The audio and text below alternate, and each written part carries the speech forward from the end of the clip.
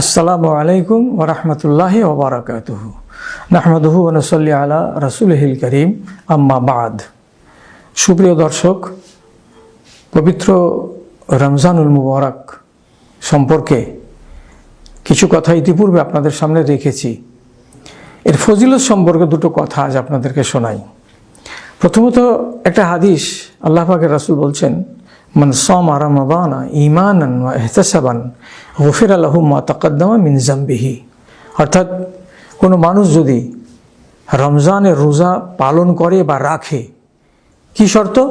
ঈমানান, অর্থাৎ তার অন্তরে ঈমান আছে। কি বলে? এটা আল্লাহর নির্দেশ। এক, ওয়া ইহতিসাবান, এর মানে হলো এই, আমি যে এই কষ্টটা করব, তো এর বিনিময়ে আল্লাহ রাব্বুল আলামিন আমাকে সওয়াব দেবেন। তাহলে সওয়াব পাবো, এই একটা আশা। তাহলে আমি দুটো জিনিসকে সামনে রেখে রমজানের রোজাকে রাখছি। তাহলে এই ব্যক্তি সম্পর্কে আল্লাহর ঘোষণা কি? গফিরা লাহু মা তাকাদ্দামা মিন যামবিহি, আল্লাহ রাব্বুল আলামিন তার বিগত দিনে যতগুলো গুনাহ হয়েছে সমস্ত গুনাহগুলোকে মার্জনা করে দেন। এখানে একটা প্রশ্ন আসতেই পারে যে বিগত গুনাহগুলোকে মাফ করে দেওয়া হয়, এর মানে কি যত বড় বড় গুনাহ আছে সেগুলো মাফ হয়? এই মর্মে কথা বলতে গেলে বিতর্কটাকে এড়িয়ে সোজা কথাই, যত ছোট গুনাহ আছে সেগুলো মাফ হয়, এতে কোনো কথাই নেই। কিন্তু তারপরে বড় গুনাহ যে মাফ হবে না, এ কথাটা কিন্তু নয়। কেন? ইসলামের 5টি স্তম্ভের একটি স্তম্ভ হচ্ছে রোজা।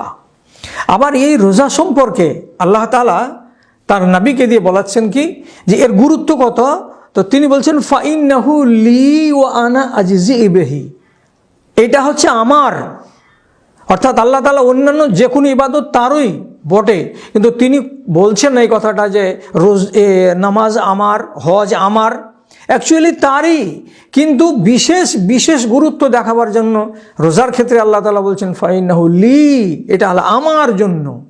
তার মানে এই যে ভুখা থাকা, ফাঁকা থাকা, অনাহারে থাকা, এ একটা পবিত্র স্বভাব, যে সেই জন্য আল্লাহ তাআলা এই ইবাদতটাকে খাস করে বলেছেন কি, যে এটা আমার জন্য, সুতরাং এর বিনিময়ে আমি জানি কিভাবে দিতে হবে আর কতটা দিতে হবে।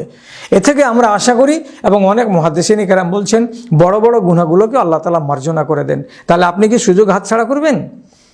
না, সুযোগ হাতছাড়া করবেন না। পবিত্র রমজানকে নিষ্ঠার সাথে পালন করবেন এবং মনে মনে রাখবেন আল্লাহ আমার বিগত দিনের গুনাহগুলোকে যেন মার্জনা করে দেয়। এবং আরও একটু তৎপরতার সাথে আপনি চেষ্টা করবেন, আল্লাহ তাআলার কাছে দোয়া করবেন, আল্লাহ তাআলা আমাদের গাকে যেন পরিষ্কার করে দেন রোজার মাধ্যমে। সবাইকে আল্লাহ তাআলা তৌফিক দান করুন, আমিন। ওয়া আখির দাওয়ানা আনিল হামদুলিল্লাহি রাব্বিল আলামিন।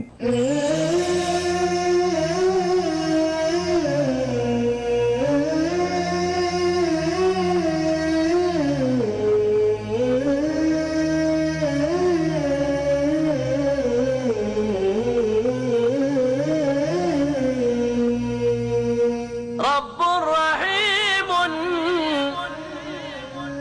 مشفق متعطف لا